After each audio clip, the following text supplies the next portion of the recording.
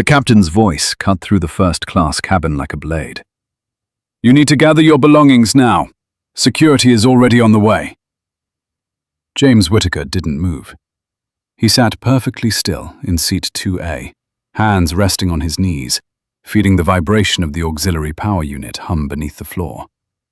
Around him, the cabin held its breath. Leather seats gleamed under warm overhead lights. Crystal glasses trembled softly on tray tables. The smell of brewed coffee and polished metal hung in the air. Every eye was on him, on his wife, on the moment that had already crossed a line no one could uncross. Margaret Whittaker felt it first, that subtle shift when dignity turns into defiance. She looked up at the captain, then at the flight attendant standing just behind him, arms crossed too tightly, jaw clenched as if holding back something ugly. Margaret's fingers tightened around the armrest, not in fear, in restraint. This wasn't how it was supposed to begin. 3 hours earlier, the morning sun had spilled through the wide glass windows of Atlanta International, casting long reflections across the terminal floor. James and Margaret had walked side by side, unhurried, their steps in sync, the way they had been for over 40 years. Retirement loomed on the horizon for both of them, close enough to taste, distant enough to still feel unreal. This trip to Rome wasn't a celebration. It was a pause, a breath between chapters. James carried a single worn leather briefcase, the kind that had softened with age instead of falling apart. Margaret rolled a modest carry-on, its wheels whispering across the tile. They dressed simply, comfortable, clean. Nothing flashy, nothing that announced who they were or what they'd spent their lives doing. At the gate, the agent scanned their boarding passes and smiled. "First class. Enjoy your flight." No hesitation, no second look, just routine. That routine ended the moment they stepped onto the aircraft. The first flight attendant greeted them with practiced warmth, but her eyes lingered a beat too long. She glanced at their passes, then back at their faces, then at the cabin ahead. Her smile never left, but something behind it cooled. "Right this way," she said, her tone flattening by degrees. James noticed. He always noticed. Decades of inspections, hearings, and closed-door meetings had trained his mind to read rooms the way other people read weather. Margaret noticed too. She always did. Their eyes met briefly. A silent question. Is this worth it? James gave the smallest shake of his head. Not yet. They settled into their seats, 2A and 2B. Wide, quiet. The kind of space designed to separate people without walls. James buckled his seatbelt and exhaled slowly. Margaret reached for his hand, squeezing once, reassuring, grounding. For a moment, it felt like the trip they had imagined. Then the questions started. "Do you mind if I double-check your seat assignment, sir, just to be sure? Have you flown international first class before? We've had a few mix-ups today." Each question was polite, each one unnecessary. Each one landed like a pebble dropped into still water, ripples spreading outward. James answered calmly. Margaret smiled, nodded, offered confirmations she didn't owe. Around them, other passengers were left alone. Drinks were poured, coats were taken. Laughter floated softly across the aisle. The flight attendant disappeared, then returned with the purser, a tall man with grey at his temples and a voice that carried authority whether he meant it to or not. "There's been a discrepancy," he said, standing too close. "We may need you to step into the aisle while we sort this out."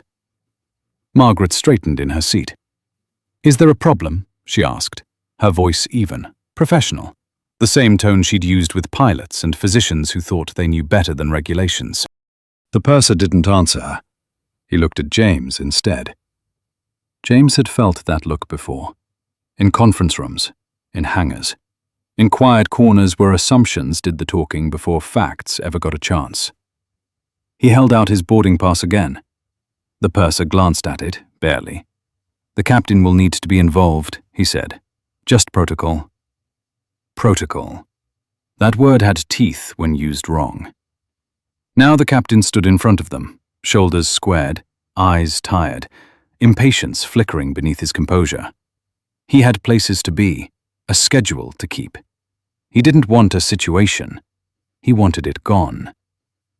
"My crew feels this situation is escalating," the captain said. "We can resolve it at the gate." James finally spoke. His voice was quiet, but it carried. "We're seated. We've complied with every request. What exactly is the issue?" The captain didn't answer that either. He crossed his arms, a physical closing of the door. "I'm invoking my authority. You'll need to deplane." A murmur moved through the cabin. A woman across the aisle looked down at her hands. A man near the window cleared his throat, then looked away. No one intervened. Not out of cruelty. Out of habit. Margaret stood slowly. She felt anger rise, hot and sharp, but she pressed it down, shaping it into something steadier. She met the flight attendant's eyes and saw it then. Not triumph, not satisfaction. Something closer to fear. James rose beside her. He reached for his briefcase, pausing just long enough to look around the cabin. He took it all in. The cameras mounted discreetly above, the faces frozen in discomfort, the captain's jaw tightening as the moment stretched longer than he wanted. This wasn't over. James knew that with absolute certainty, not because of who he was, but because of what had just happened. Systems left traces, and this one had left too many. As they stepped into the aisle, the captain spoke again, louder now, for the record. "You are being removed for refusing to cooperate with crew instructions." James nodded once. Margaret said nothing. The words would be written down later, exactly as spoken. They walked toward the exit together, not rushed, not resisting. The jet bridge waited ahead, bright and empty. Behind them, the cabin exhaled, tension releasing as the problem was escorted away. None of them knew yet what that problem really was. The jet bridge door sealed behind them with a hollow thud, the sound echoing down the narrow corridor like a verdict. James felt the temperature change immediately. The aircraft's controlled calm gave way to the raw chill of the terminal air, recycled and sharp. Margaret paused beside him, adjusting the strap of her purse with deliberate care, her movements precise, almost ceremonial. For a brief moment, neither of them spoke. They stood there under fluorescent lights, two figures suspended between what had just happened and whatever came next. A ground supervisor approached, clipboard tucked tight against his chest, his smile thin and rehearsed. "Folks, we'll get you taken care of right over here." His eyes flicked past them, already scanning for the next problem, the next delay. To him, they were not people. They were a disruption that needed to be processed. James followed without resistance. He noted the time on the digital clock above the gate desk, not because he was anxious, but because he always noted the time when something went wrong. Habits like that never left you. At the counter, the supervisor leaned in, lowering his voice. "The captain's report says there was a refusal to comply with crew instructions. We'll need to rebook you, possibly tomorrow." He slid a pair of meal vouchers across the counter, as if closing a file. Margaret looked at the vouchers, then at the man's face. Her expression did not harden. It cooled. "We complied with every instruction given to us," she said evenly. "We were asked to leave our seats without cause." The supervisor sighed, fingers already moving on the keyboard. "I can only go by what's in the system." James said nothing. He placed his briefcase gently at his feet and looked around the gate area. Most of the chairs were empty now. The Paris flight was nearly ready to push back. Through the glass, he could see the aircraft still docked, ground crew moving beneath its wing like ants beneath a bridge. The machine was already forgetting them. Margaret stepped closer to him. Not touching, just close enough that he could feel her presence, steady and familiar. Her gaze followed his, and she understood what he was doing. Taking stock. mapping the moment. The supervisor cleared his throat. "Sir, ma'am, if you could just accept the vouchers, we can—" James lifted a hand. Not sharply, not aggressively, just enough to stop the words. "We won't be needing those," he said quietly. The supervisor blinked, momentarily thrown off script. "I'm sorry?" James reached into his jacket pocket and pulled out his phone. He didn't turn away from the counter. He didn't lower his voice. He simply scrolled until he found the number he was looking for, one he hadn't dialed in months, but could have recited from memory if he needed to. Margaret watched him, her breathing slow, her face composed. She had lived long enough to know the difference between anger and resolve. This was the latter. The call connected on the third ring. "FAA Southeast Regional Duty Office," the voice said. "This is Officer Reynolds." James straightened, his posture shifting subtly, as if an invisible weight had settled onto his shoulders. "Officer Reynolds, this is James Whitaker, Inspector Identification number 7382. I'm reporting an incident involving passenger removal on a commercial flight currently operating under Part 121. The supervisor's fingers froze above the keyboard. James spoke steadily, each word placed with care. "Flight number 472 to Rome. Aircraft type, Boeing 777. I was removed from the aircraft alongside my wife after presenting valid boarding credentials. The stated reason was non-compliance. That statement is inaccurate." There was a pause on the other end of the line, then the faint sound of typing. "Inspector Whitaker, can you confirm your status?" "Active duty," James said. "Senior Air Carrier Safety Inspector.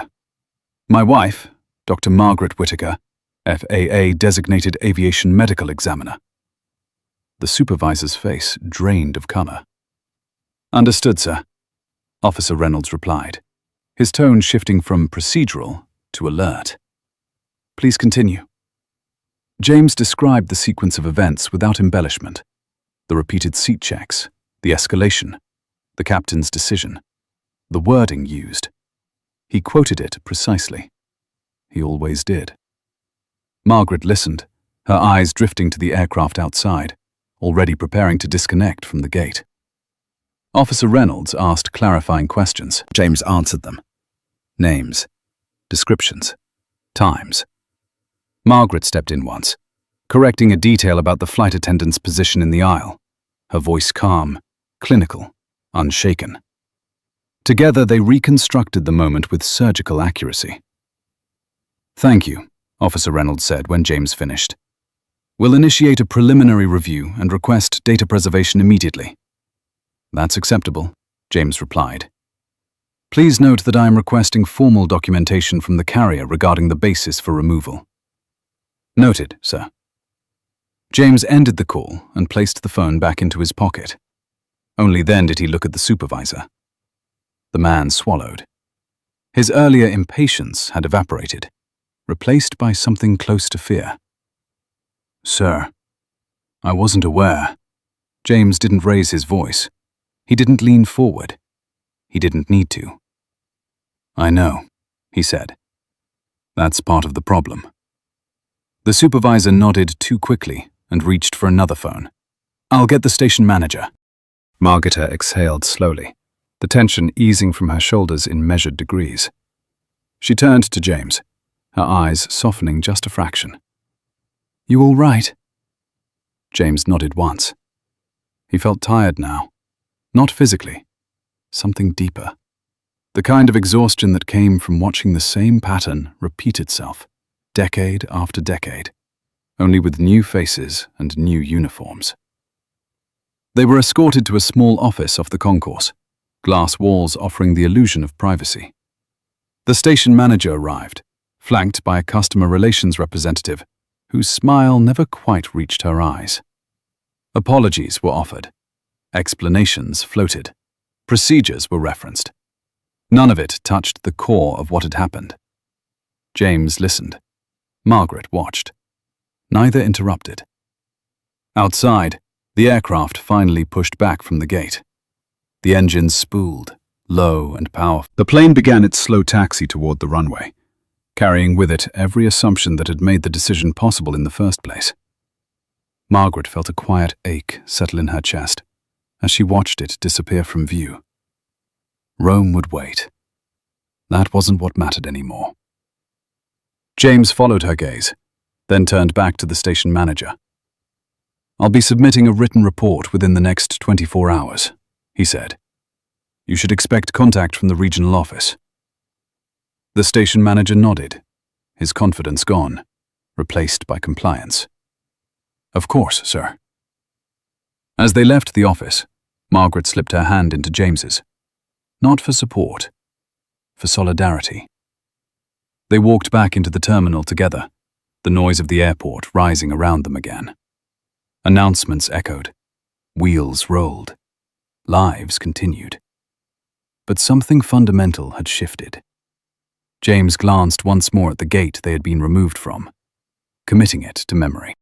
He had seen enough systems fail to know that change never came from outrage alone. It came from record, from persistence, from people willing to stand in the quiet aftermath and refuse to let the moment vanish. Margaret squeezed his hand gently. "Whatever comes next," she said softly, "we face it the same way we always have." James nodded. Together. Behind them, far above the clouds, the flight to Rome climbed steadily westward, unaware that it had already left something behind. The first email arrived before dawn. James read it in the dim light of the hotel room, glasses perched low on his nose, the city outside still asleep. The subject line was neutral, almost polite. Data preservation request. The body was anything but. The FAA regional office had formally notified the airline to preserve all cockpit voice recordings, cabin audio, and internal communications related to Flight 472. The tone was procedural. The implications were not. Margaret stirred beside him, sensing the shift before he spoke. She had always done that. He handed her the phone without a word. She read slowly, her expression tightening not with anger, but with recognition. This was no longer an incident. It was a process. By 8 in the morning, the airline's corporate response team was in motion. In a glass-walled operations center hundreds of miles away, screens flickered with flight data and crew rosters. The removal of 2 passengers the night before had barely registered at first, another line item among delays and gate changes. Then a junior compliance analyst noticed the sender on the preservation notice and felt a chill run through her spine. She forwarded the email up the chain with a single line attached. "This involves FAA inspectors." Phones began to ring. At the airport, James and Margaret sat across from the station manager in a quiet conference room that smelled faintly of burnt coffee. The man had slept poorly. It showed in the creases around his eyes, in the way his hands folded and unfolded on the table. He spoke carefully now, choosing words the way someone navigates ice. "We're conducting an internal review," he said. "Corporate is aware of the situation." James nodded. He wasn't interested in reassurance. He was interested in accuracy. Margaret watched the manager's face as he spoke, noting the micro-expressions, the slight hesitation when he referenced crew statements. Confirmation bias had a rhythm. She had studied it her entire career. The flight attendant's written account arrived mid-morning. James read it once, then again, slower the second time. The language was defensive, vague where it mattered, specific where it painted James and Margaret as uncooperative. Margaret leaned over his shoulder, her finger tracing a line in the text. "Here," she said quietly. "Notice how she describes your tone. Assertive, challenging. Those are subjective terms." James nodded. "And here," he pointed to another line. No mention of verifying documentation beyond visual inspection. Margaret sat back, folding her arms. They built a narrative before they looked at the facts. Outside the conference room, the airport hummed. Travelers hurried past, dragging luggage, checking watches. Life went on, indifferent to the machinery grinding into motion behind closed doors. By noon, the captain's report came through. It was shorter, blunter. He cited crew concern and pre-flight disruption. He referenced authority. He did not reference evidence. James felt a familiar heaviness settle in his chest. Not disappointment. Resignation. He had seen this pattern in accident reports and enforcement actions. Decisions justified after the fact. Logic reverse-engineered to fit the outcome. Margaret closed her eyes for a moment, then opened them. Her voice was steady. He didn't lie. He told his version. That's what makes it dangerous. At corporate headquarters, the vice president of in-flight operations stared at the same reports, her jaw clenched. She knew the names on the preservation notice. Everyone in senior leadership did. James Whittaker had audited their safety protocols twice in the past decade. Margaret Whittaker's research had shaped half their medical guidelines. This wasn't a public relations problem. It was existential. She convened an emergency call. Legal, compliance, training. No one raised their voice. No one needed to. The stakes were clear. Back at the airport, James and Margaret finally left the terminal. They walked to the parking garage in silence, the echo of their footsteps sharp against concrete. The car ride to the hotel passed without conversation. Some moments needed space. In the afternoon, Margaret took a walk alone, circling the block, letting the rhythm of her steps settle her thoughts. She replayed the cabin scene in her mind, the body language, the tone shifts. She thought about how easily authority could turn brittle when challenged by someone it hadn't anticipated. James stayed behind, drafting his formal report. He wrote with precision, stripping emotion from the page. Times, statements, actions, omissions. He attached supporting documentation and sent it through secure channels. When he finished, he felt neither relief nor satisfaction, only resolve. That evening, the airline called. The voice on the line was smooth, practiced, apologetic without admitting fault. They expressed regret for the inconvenience, offered rebooking, compensation, miles. James listened, then declined. "This isn't a customer service matter," he said. "This is a compliance issue." There was a pause. The script had no line for that. Margaret joined him on the balcony as the sun dipped below the skyline, painting the sky in muted oranges and greys. She handed him a cup of tea, steam curling upward in the cooling air. He wrapped his hands around it, grounding himself in the warmth. They stood together, watching traffic crawl below, each car carrying its own story, its own unseen weight. Somewhere over the Atlantic, the crew of Flight 472 was settling into routine. Coffee poured, lights dimmed. The incident receded into anecdote, a moment already reframed as justified, necessary. They believed it. Belief was easier than reflection. James broke the silence. "They think this will pass." Margaret nodded. "Most people do." She turned to him, her gaze unwavering. "But systems don't forget, not when the record is clear." He met her eyes and saw the same quiet fire that had carried them through decades of hearings, inspections, and resistance. They had never needed to be loud. They had needed to be right. As night fell, another email arrived. Acknowledgement of receipt. Preliminary inquiry opened. Further contact forthcoming. James closed his laptop and leaned back in the chair, exhaustion finally pressing in. Margaret rested her hand on his shoulder, a familiar weight, a reminder. Tomorrow would bring more paperwork, more statements, more careful language, the slow, grinding work of accountability. But tonight, they allowed themselves one small moment of stillness, standing together in the dark, knowing that whatever came next, they would face it as they always had, with patience, with clarity, and with the quiet certainty that truth, once set in motion, did not need permission to move. Morning came with a brittle clarity, the kind that followed sleepless nights and unfinished thoughts. James woke before the alarm, the faint glow of dawn seeping through the thin gap in the curtains.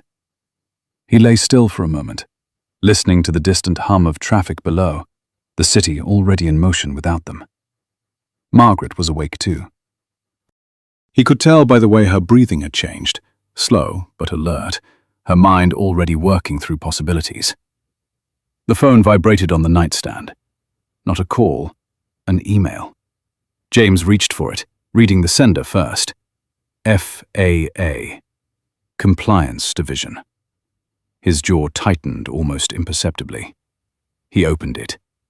The message was short, formal, an acknowledgement of the report, a notice that the inquiry had been elevated from preliminary review to formal investigation. No adjectives, no reassurances, just procedure. Margaret sat up, pulling the hotel robe around her shoulders.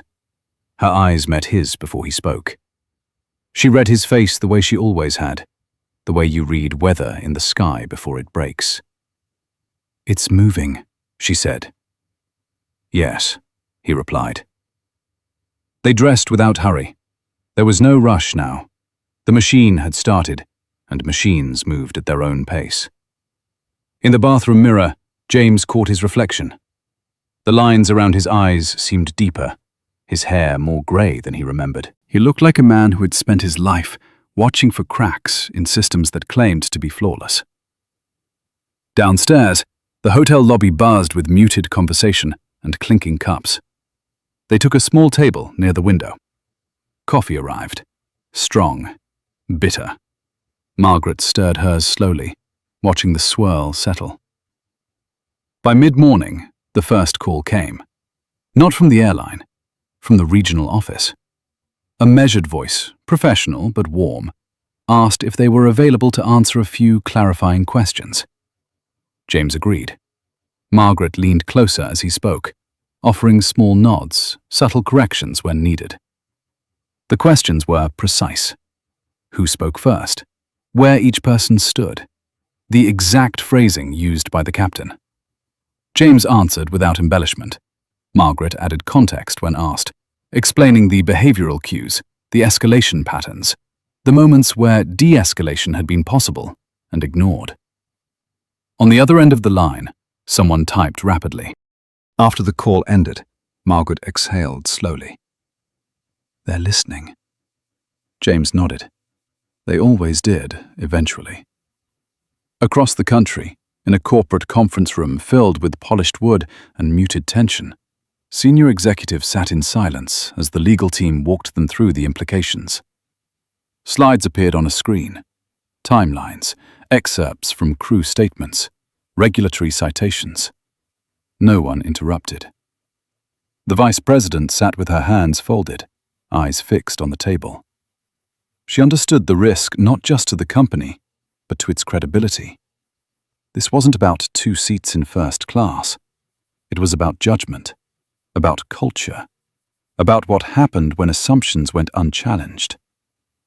She spoke at last. "We need full cooperation. No defensiveness, no spin." Someone across the table shifted uncomfortably. "The unions will." She cut him off with a look. "We'll deal with that later." Back at the hotel, Margaret received a message from a former colleague, now working in training development. It was brief. "I heard. I'm sorry. Let me know if you need anything." Margaret stared at the screen for a long moment, then set the phone aside. James watched her. "It's spreading." She nodded, slowly. They took a walk that afternoon, moving through a nearby park where early autumn leaves crunched underfoot. The air was crisp, carrying the scent of damp earth. Families passed by, joggers, a man walking a dog that strained at its leash. Margaret paused near a bench, sitting down with a careful sigh. James joined her, the weight of the day settling between them. She looked out across the grass, her expression thoughtful. "You know what unsettles me the most?" she said quietly. James waited.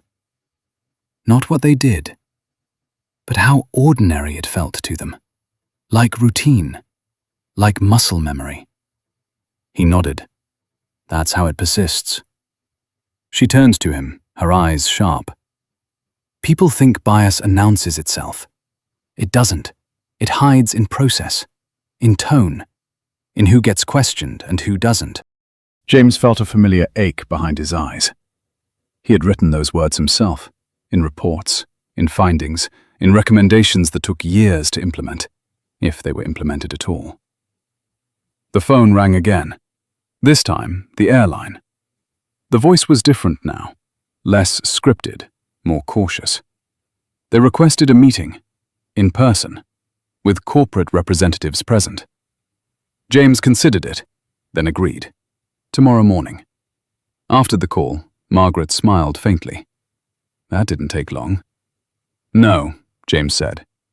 But what comes next will. That evening, they sat in the quiet of their room, reviewing notes, organizing timelines. Margaret drafted her own statement, focusing on behavioral analysis, decision points, missed opportunities for correction.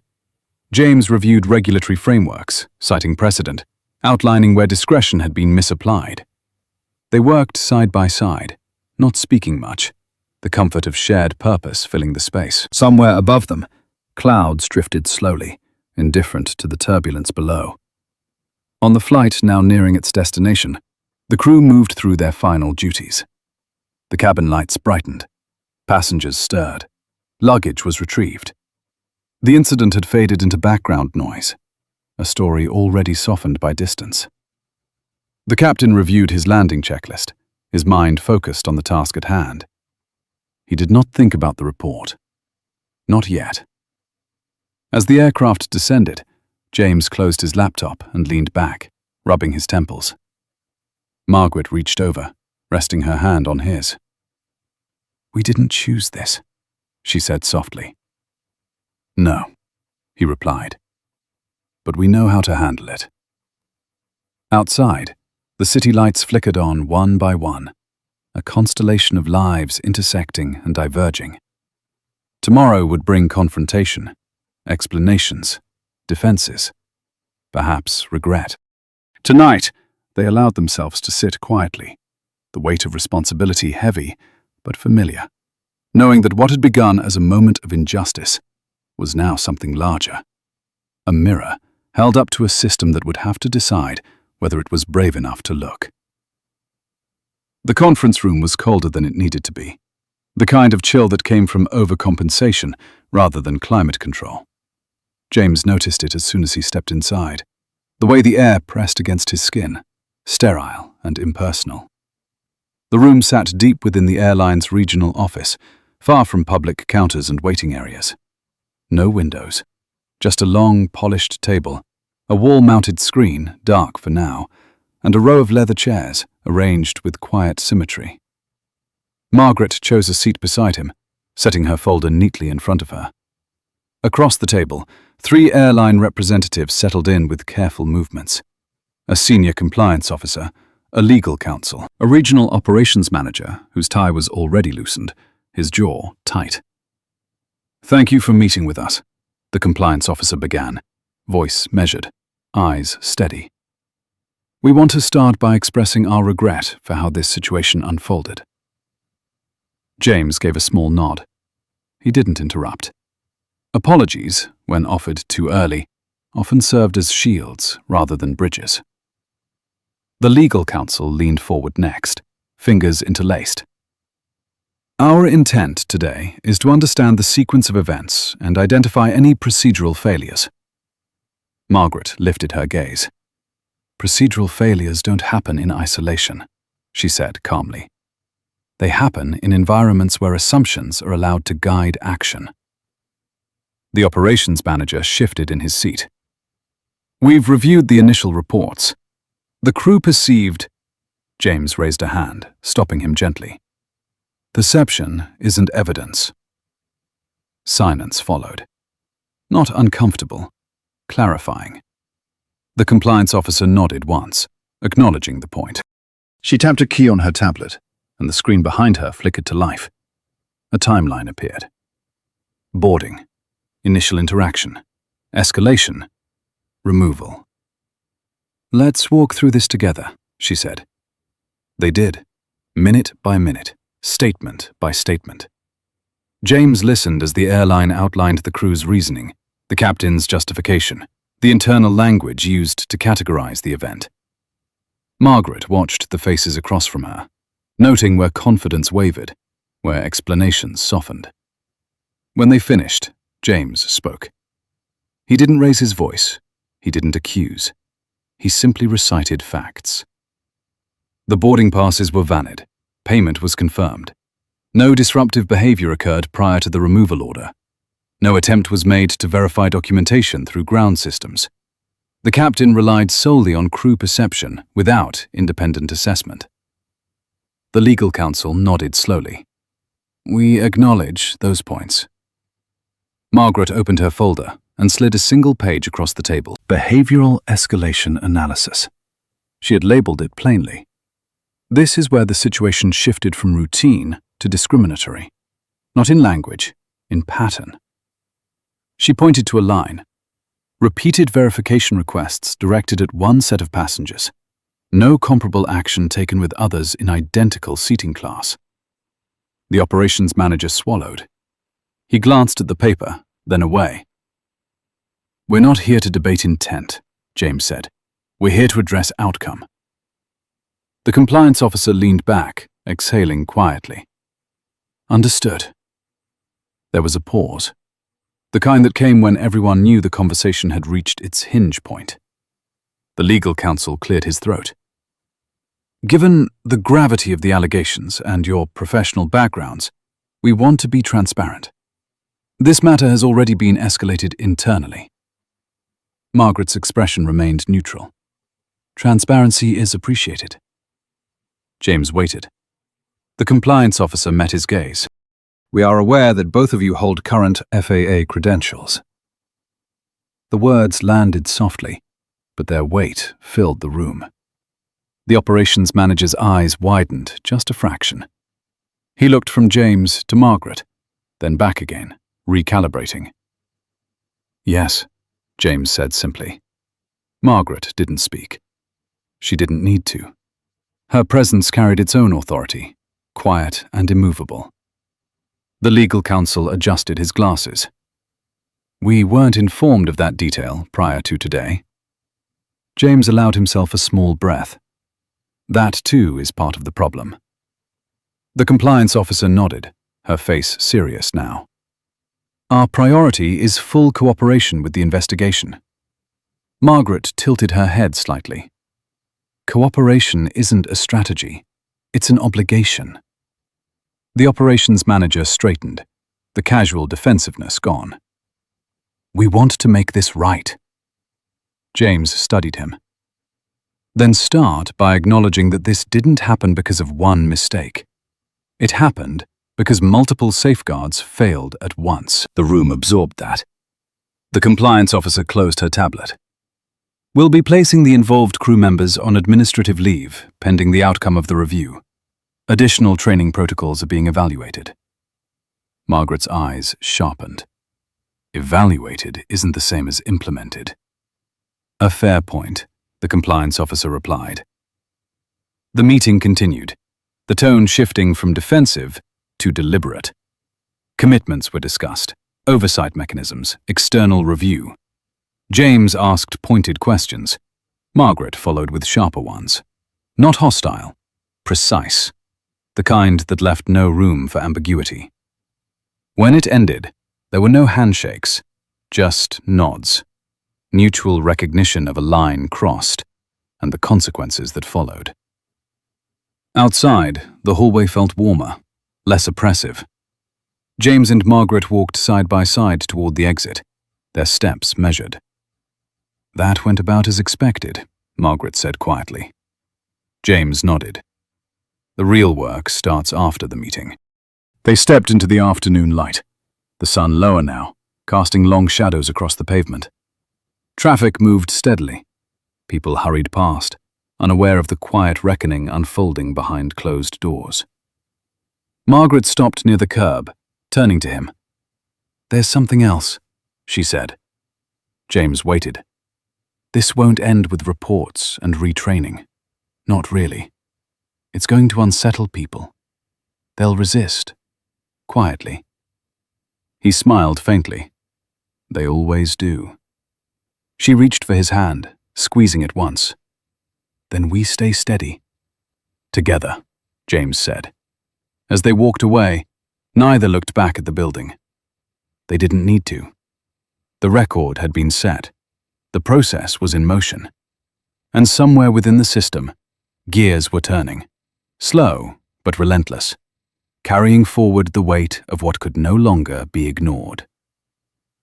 The aircraft touched down just after sunrise, tires kissing the runway with a muted thump that traveled through the cabin like a sigh of relief. In the forward galley, the purser steadied himself against the counter as the deceleration pressed him forward.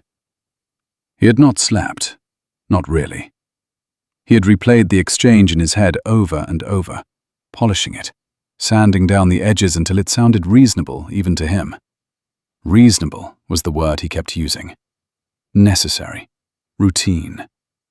He told himself those words as the plane taxied, as the seatbelt sign chimed, as the cabin lights brightened to a sterile white. The captain made his arrival announcement with practiced ease. The words came out smooth, familiar, reassuring. He had delivered them thousands of times. The sound of his own voice calmed him, anchored him in procedure. Landings were tangible. Checklists had endings. Passengers began to stand, reaching for bags, shifting into the impatience of arrival. The purser watched them with a tired eye, nodding automatically, guiding traffic, correcting a misaligned suitcase. He felt a flicker of irritation when a man brushed past him without apology. He swallowed it. Today, he told himself. Just get through today. The jet bridge connected with a soft mechanical click. He turned to open the door. Two men stood on the other side, not in uniforms, not smiling, their posture unmistakably official. Behind them was a woman he recognized instantly, though he had only seen her face in internal announcements and quarterly videos. The Vice President of In-Flight Operations. She was not supposed to be here. Not in person. Not at this hour. Her eyes met his. There was no anger in them. No warmth either. Just clarity. "Please remain on board," she said. "Captain, first officer, and the two lead cabin crew will come with us." The purser felt the world tilt. He glanced back at the captain, expecting confusion, resistance, something. The captain's face had gone pale, his jaw tightening as he registered the gravity of the moment. He nodded once, sharply. Passengers murmured as the selected crew members were guided off the aircraft through a service stairway, away from the terminal. No explanations were offered. None were needed. They were led into a small briefing room deep within the operations wing, a space with no windows and walls the color of old paper. The door closed behind them with a soft but final sound. Security stood just outside. The vice president took a seat at the head of the table. She placed a tablet in front of her, aligning it carefully, as if precision mattered more now than ever. "Sit," she said. They did.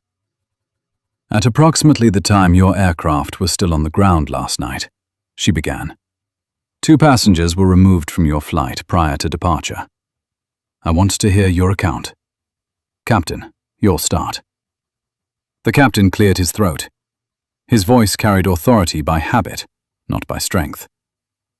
"There was a concern regarding pre-flight disruption," he said. "My purser reported escalating tension.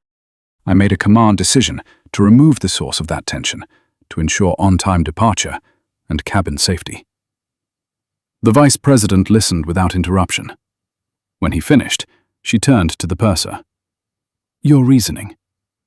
The purser sat straighter. He had rehearsed this. The passengers did not appear to fit the expected profile for the cabin, he said. There were inconsistencies in their responses. They challenged crew authority. I made a judgment call based on experience. The flight attendant nodded beside him, eager to align herself with his words. They were defensive, she added. You could feel it. It was off. The vice president closed her eyes briefly, then opened them. When she spoke again, her voice was low, controlled. You've used the words feel and appear multiple times. Do you understand the problem with that? The purser frowned. We're trained to trust our instincts. You are trained to verify, she replied. Instinct is not a substitute for evidence. She tapped the tablet, bringing up a document. The passengers you removed are James and Margaret Whittaker. The names hung in the air, meaningless at first. Blank stares met her gaze. She continued, her tone unchanged. James Whittaker is a senior air carrier safety inspector with the Federal Aviation Administration. He has led multiple audits of this airline. Margaret Whittaker is a federally designated aviation medical examiner whose work informs our crew fitness protocols. The color drained from the purser's face. The flight attendant's mouth opened, then closed. The captain's hands clenched on the edge of the table. You didn't remove disruptive passengers, the vice president said. You removed the people who regulate us. Silence filled the room, thick and suffocating. The purser shook his head, slowly. We didn't know. That, she said, is irrelevant. She leaned forward now, the first visible shift in her posture. The issue is not who they are. It is what you did. You failed to verify documentation. You escalated without cause. You relied on assumptions and framed resistance to humiliation as non-compliance. The captain swallowed. I acted on crew reports. And you failed to independently assess them, she replied. That is your responsibility. She stood, pacing once along the length of the table.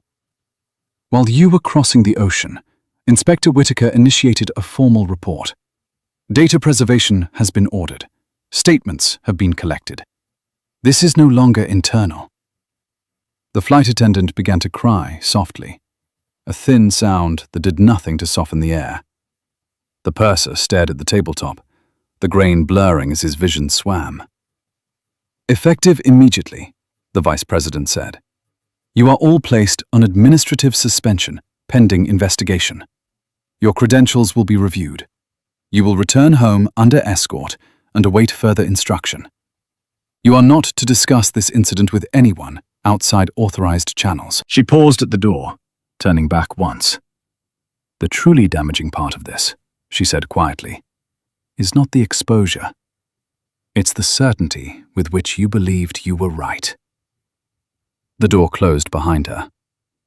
Back in another city, in a quiet hotel room, James Whittaker read the update without expression. Margaret sat beside him, listening as he summarized the developments. There was no triumph in her eyes, only gravity.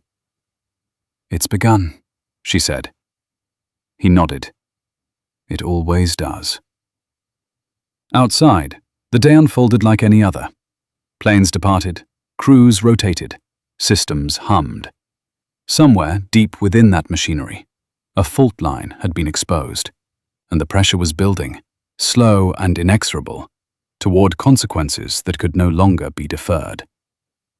The investigation did not announce itself with sirens or headlines. It arrived quietly, in emails marked confidential and calendar invites that carried no emotion at all. James read each message with the same care he once gave accident reports, noting phrasing, omissions, the careful neutrality of government language. Margaret did the same from her side of the desk, comparing timelines, highlighting inconsistencies. They worked in silence, the room filled only with the soft click of keys and the distant murmur of traffic outside the hotel window. By midweek, the first formal interview request came through. Not for them, for the crew. James leaned back in his chair and closed his eyes for a moment. He had been on the other side of that table more times than he could count. He knew the weight of that summons, the way it settled in your chest and stayed there. Margaret watched him closely. "You're thinking about the purser?" He nodded. He believed his own story. "That's often the hardest part," she said. Across the country, the purser sat in a narrow office borrowed from corporate security, his jacket draped over the back of a chair he hadn't sat in yet. He stood instead, pacing in short, sharp lines, rehearsing answers under his breath. He told himself the same things again. Years of experience, pattern recognition, gut instinct. He had protected the cabin. He had done his job. When the investigators entered, he straightened immediately, a reflex he'd learned long before this airline, long before this mistake. They introduced themselves, polite, direct, no judgment in their voices. "Please describe the sequence of events leading to the passenger removal," one of them said. He spoke confidently at first, hands moving as he explained, shaping the narrative the way he had shaped it in his mind. As the questions narrowed, his certainty wavered. He was asked to clarify terms. What did he mean by aggressive, by challenging, by uncooperative? He searched for words and found only feelings. Meanwhile, the flight attendant sat in a different room, shoulders hunched, fingers twisting a tissue into useless knots. Her voice shook as she described the cabin, the moment she felt something was off. She spoke of discomfort, of a sense that something didn't add up. When pressed for specifics, she faltered. Did the passengers raise their voices? No. Did they refuse instructions? No. Did they threaten anyone? No. The silence that followed was heavier than any accusation. The captain's interview came last. He arrived in uniform, posture rigid, jaw set. He answered in clipped sentences, invoking authority, procedure, the need to keep things moving. He admitted he had not personally verified the boarding passes. He had trusted his crew. "Trust is not verification," the investigator said calmly. The words lingered. Back at the hotel, Margaret read the interview summaries as they came in, her expression thoughtful. Patterns were emerging. Not malice, not conspiracy. Something more insidious. Assumption, she said quietly, reinforced by hierarchy. James nodded, and protected by process. That afternoon, the airline issued a memo to internal staff, carefully worded. It acknowledged an ongoing review and reminded employees of non-discrimination policies. No names, no details. A preemptive shield. Margaret set the memo aside. "They're already bracing." "As they should," James replied. Later that day, James received a call from a colleague he hadn't spoken to in years. A man who had once mentored him, now retired, voice rough with age but sharp with understanding. "I heard about the case," the man said. "Word travels." James didn't deny it. "You did the right thing," the voice continued, "even if it costs you peace." James looked out the window, watching clouds gather in the distance. Peace was never the goal. That evening, they walked through the city, letting movement loosen the tension that had settled into their shoulders. Streetlights flickered on as dusk fell, casting long shadows across the sidewalk. Margaret stopped at a crosswalk, watching the signal change. "Do you ever wonder if it actually changes anything?" she said softly. James considered the question without rushing to answer. He thought of past cases. Some had led to reforms. Others had faded into footnotes. All of them had mattered in ways that weren't always visible. "Change isn't loud," he said at last. "It accumulates." They crossed the street together. At corporate headquarters, the vice president reviewed a draft of new interim procedures, her pen moving decisively. Mandatory verification steps, clear escalation protocols, no reliance on instinct alone. She knew this wouldn't fix everything, but it would close one door that had been left dangerously open. She paused, looking at a framed photograph on her desk, taken years earlier, of her first day in the industry. She remembered the certainty she'd felt then, how simple things had seemed. Not anymore. In the days that followed, statements were finalized, data was reviewed, audio was transcribed. Each piece added weight to a record that could no longer be ignored. James and Margaret provided supplemental context when asked, nothing more. They did not editorialize. They didn't need to. One evening, as rain streaked the windows, Margaret closed her laptop and leaned back, exhaustion finally breaking through her composure. James noticed immediately. "Come here," he said. She moved to the couch, resting her head against his shoulder. For a moment, they said nothing. The rain filled the silence, steady and relentless. "They won't thank us for this," she murmured. "No," he agreed, "but they might learn." She smiled faintly. "That's always been enough for you." He wrapped an arm around her, feeling the familiar comfort of her presence, the shared history that no report could capture. Outside, the storm intensified, washing the streets clean, carrying debris toward unseen drains. Somewhere within the system, pressure continued to build, unseen but undeniable. The record was taking shape now, and once complete, it would speak for itself. The findings were released on a Thursday afternoon, buried beneath routine notices and regulatory updates, the way consequences often arrived when no one was looking for them. James read the executive summary first, then the appendices, then the footnotes. He did not skim. He never had. Each paragraph carried weight, each citation a quiet verdict. The language was restrained, almost clinical, but the meaning was unmistakable. Procedural failure, improper escalation, discriminatory impact. The words were careful, chosen to withstand scrutiny, but they cut all the same. Margaret sat across from him at the small hotel table, her glasses balanced low on her nose, marking sections with a pencil she'd carried for years. She paused at one passage, tapping the page lightly. "Here," she said. "They acknowledge the behavioral pattern." James leaned in, reading the sentence again. Failure to recognize implicit bias as a contributing factor. He nodded once. That mattered. Not because it was new, but because it was finally written down. Within hours, the airline responded. A statement appeared on their website, then another sent to media outlets. They expressed regret. They reaffirmed their commitment to fairness. They announced policy updates and mandatory training. It was all expected. Necessary. Incomplete. Margaret watched the coverage on mute, the captions scrolling beneath images of aircraft and corporate logos. She recognized the cadence of damage control, the careful balance between accountability and self-preservation.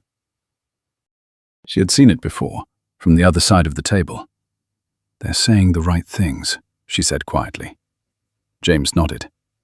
"Now they have to do them." The phone rang again and again that evening.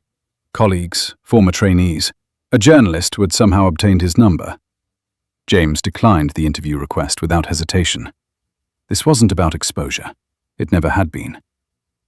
Outside, rain tapped against the window, steady and insistent. The city lights blurred, reflections bleeding into one another. Margaret stood by the glass, arms folded loosely, watching the movement below. "Do you remember the first case we worked together?" she said. James smiled faintly. "The cargo inspection in Phoenix." She nodded. "Everyone said it was nothing, a paperwork issue." And it wasn't. "No," he said. "It never is."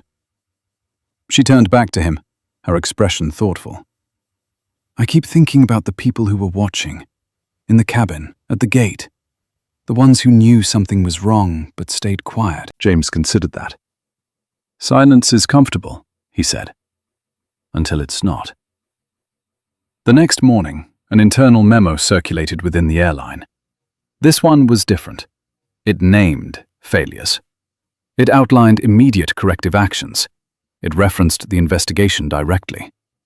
Employees were instructed to attend briefings. Managers were told to document compliance. The vice president stood at the front of a large auditorium, lights dimmed, her voice carrying without amplification. She spoke plainly. She spoke slowly. She did not soften the message. "We failed," she said, "not because one person made a mistake, but because too many people trusted instinct over verification." Some faces in the crowd hardened. Others lowered their eyes. Change always revealed fault lines. Back at the hotel, James packed away the printed reports, sliding them carefully into his briefcase. Margaret watched him, noting the deliberate way he handled the papers. "You're thinking about the long term," she said.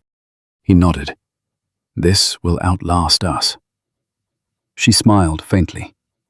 "That's the point." Later that day, they took a walk along the river, the air cool and damp after the storm. The water moved steadily, indifferent to the conversations it reflected. James leaned on the railing, watching debris drift past, carried by a current that never stopped. "I used to think accountability was about consequences," he said. "Suspensions, retraining, penalties." Margaret joined him, resting her elbows beside his.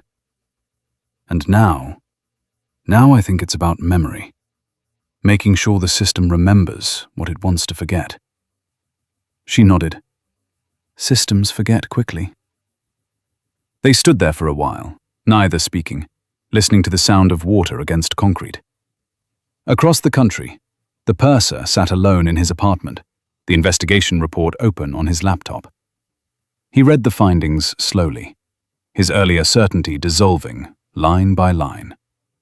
The language left little room for interpretation. His actions had been examined, contextualized, and found wanting. He closed the laptop and stared at the blank screen, the quiet of the room pressing in. For the first time, he replayed the scene without justification. The questions, the assumptions, the ease with which he had dismissed discomfort as threat. The realization settled heavily in his chest. The captain read the same report in a different city, his uniform hanging untouched in the closet. He traced the citations with his finger, stopping at the paragraph that detailed his responsibility as pilot in command. He had known the rule. He had chosen convenience. The weight of that choice lingered. Back at the hotel, Margaret finished packing her bag. They would be leaving soon, returning to their routines, their offices, the work that waited. The case would continue without them at the center, carried forward by process and precedent. James zipped his briefcase closed and set it by the door. He looked around the room, committing the quiet moment to memory. Not as an ending, but as a marker. "We didn't plan this trip to end like this," Margaret said softly. He took her hand, squeezing it once. "Some journeys aren't about where you go." She smiled, tired but steady. "They're about what you carry back." Outside, the clouds began to thin, a pale light breaking through. The city shifted again, adapting, moving on. James and Margaret stood together in the doorway for a moment, then stepped out, leaving the room behind. The record was complete now. The system had been forced to look at itself, however briefly. And somewhere, in the quiet space between procedure and conscience, something had changed. The repercussions unfolded slowly, not with spectacle but with paperwork, schedules, and mandatory meetings that stretched across months. James returned to his office, the familiar scent of old binders and polished wood grounding him in routine. His name was no longer the focus of whispered conversations, but the case was. References appeared in training materials, in internal memos, in quiet acknowledgements during conferences. He watched it all with a detached patience, aware that distance was now part of integrity. Margaret resumed her work as well, splitting her time between evaluations and advisory panels. She noticed subtle changes almost immediately. new language in briefings, more deliberate pauses before decisions, a hesitation that hadn't been there before.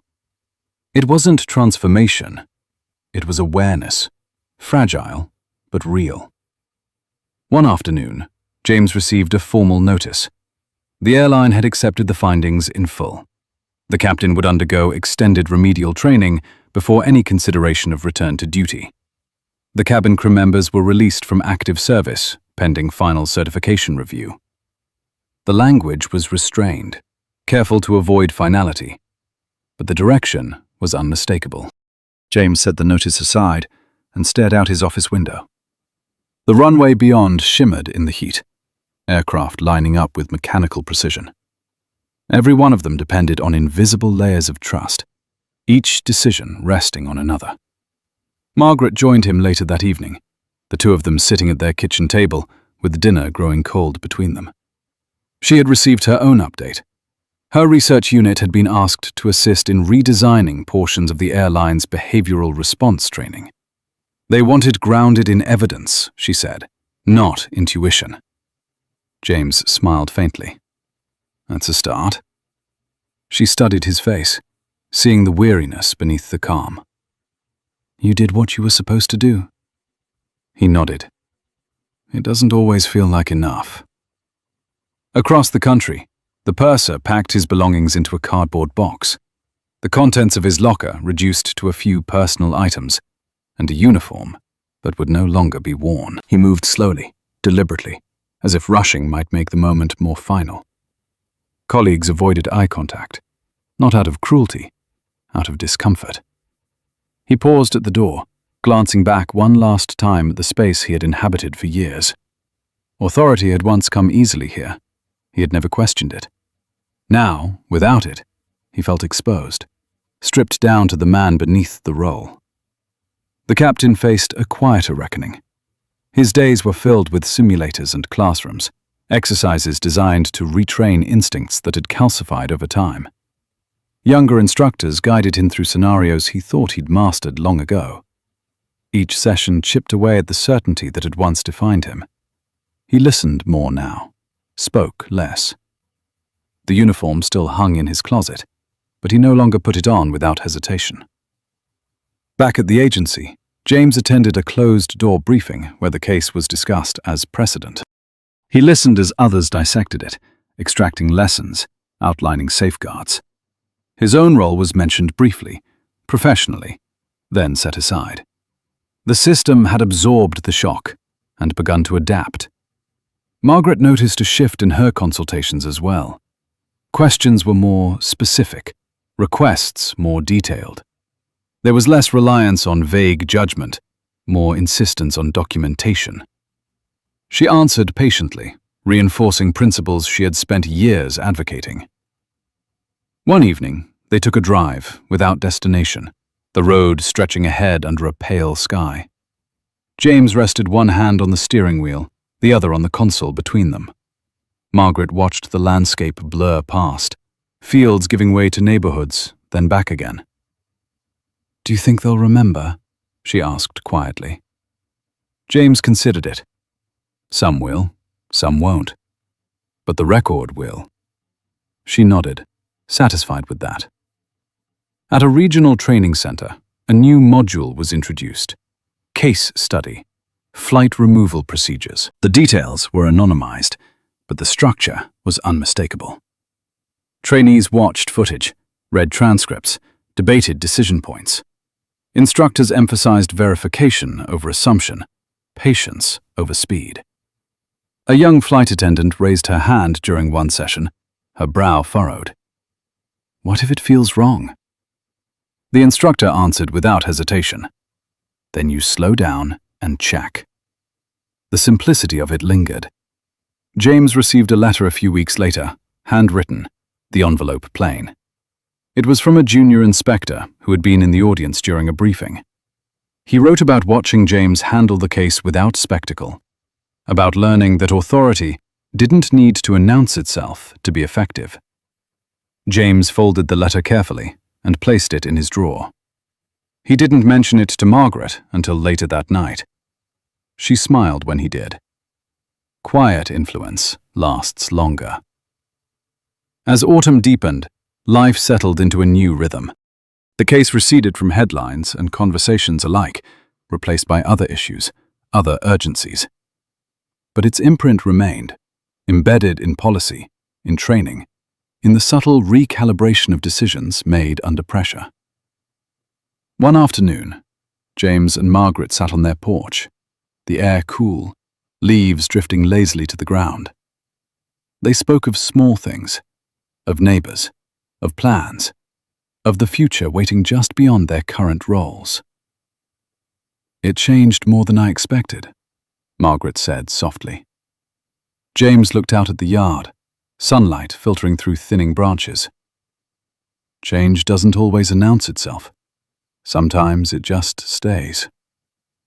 They sat in silence, the kind that didn't need filling.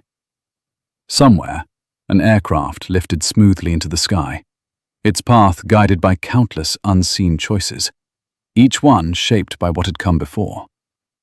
And in that invisible chain, a quiet correction held firm, steady, doing the work it was meant to do. The departure board glowed softly above the gate, its letters steady and unhurried, as if nothing in the world had ever gone wrong here.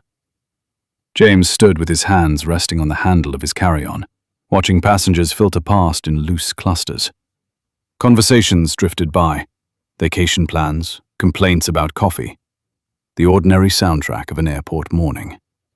He felt a quiet familiarity settle in his chest, not tension this time, but recognition. He had spent most of his life in places like this, watching systems operate the way they were designed to, and sometimes the way they weren't. Margaret stood beside him, her coat folded neatly over her arm. She looked relaxed, but her eyes were alert, taking in the details the way she always did. The cadence of announcements, the posture of the gate agent, the way the line formed without friction. She noticed these things instinctively, the same way others noticed weather. When the agent called for boarding, she smiled at them without hesitation. "Good morning, Mr. and Mrs. Whittaker. Welcome aboard." No pause, no double take, no recalculation. James felt the subtle release in his shoulders before he realized it had happened. He handed over their passes, accepted them back, and stepped forward. Margaret followed, her steps light, her expression calm. They moved down the jet bridge together, the familiar narrowing of space guiding them toward the aircraft. Inside, the cabin was quiet and warm, the soft hum of preparation wrapping around them. A flight attendant greeted them with easy professionalism, her voice steady, her gaze direct.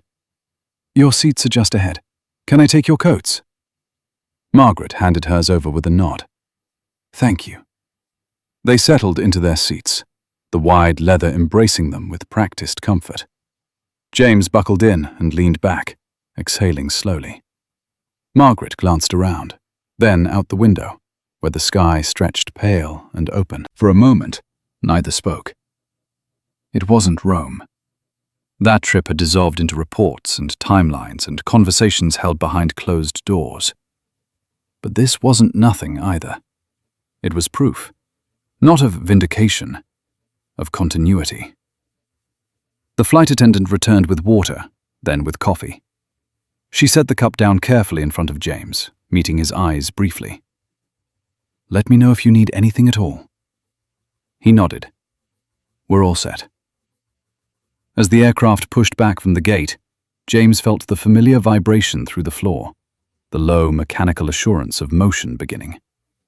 He closed his eyes briefly, letting the sound wash over him. Not as an inspector, not as a witness, just as a passenger. Margaret rested her hand on the armrest between them, close enough to touch without doing so. Her voice was low. "It feels different this time." He opened his eyes. "How?" "Quieter," she said. "Lighter." He smiled faintly. "That's how it's supposed to feel." The safety briefing played, the recorded voice calm and precise. Margaret watched it, with the detached interest of someone who had helped shape standards like these, then turned back to the window. The engines spooled, The aircraft rolled forward, gathering speed. As the plane lifted from the runway, the ground fell away smoothly, the city shrinking into geometry and light. James felt the familiar tug in his chest. Not fear, but awe. Even after all these years, it never left him. Margaret leaned back, closing her eyes as the climb steadied. The sunlight shifted, bathing the cabin in a soft glow. Around them, passengers settled into their own rhythms, pages turning, screens lighting up, conversations fading. Somewhere behind them, a young couple laughed quietly. Ahead, an older man adjusted his glasses and returned to his book. Life moved forward in small, ordinary ways.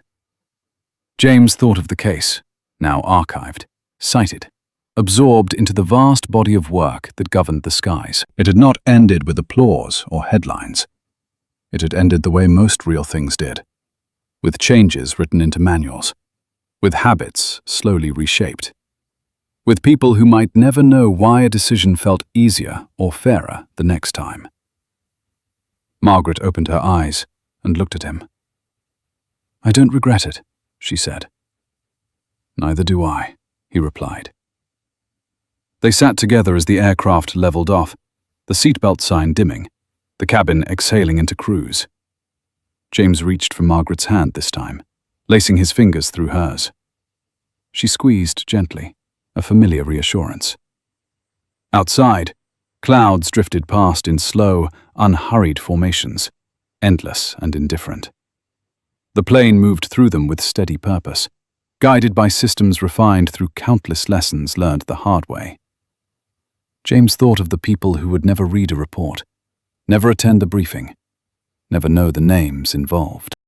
People who would simply board a flight one day and feel, perhaps without realizing why, that they belonged. Margaret leaned her head back, her gaze thoughtful. "This is what it was always about," she said quietly. He nodded. "Not us. The work." The flight attendant passed by again, checking in, her presence easy and unforced. James returned her smile.